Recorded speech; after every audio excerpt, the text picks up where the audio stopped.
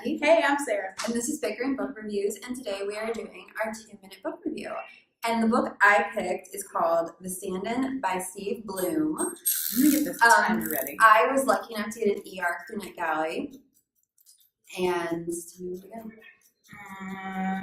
Go. This book is about a teenage boy named Brooks Radigan, who is a senior in high school, and his goal in life is to get into Columbia University, but he can't get his ACT scores high enough, so he needs a special, or is it SAT? One of those test prep scores. He needs one of the test prep super helpers, but he can't afford that person. But then he finds out through accident that if he takes out girls who have been stood up right before big dances who have wealthy parents, that the parents pay him very well to do this.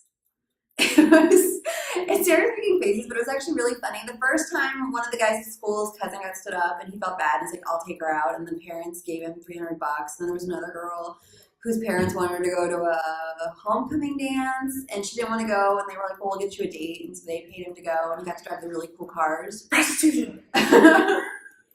It was actually really, really funny. It was really good. He eventually does kind of fall in love. There's another girl that he kind of has a thing for, who's like the most beautiful, perfect girl, but there's a little bit of stuff going on there. She's a little crazy.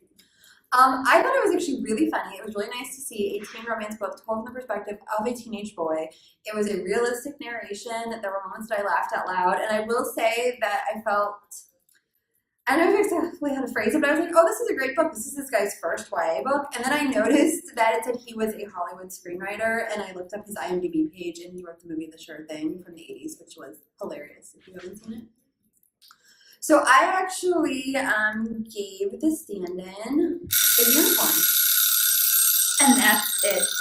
That's all I got to say.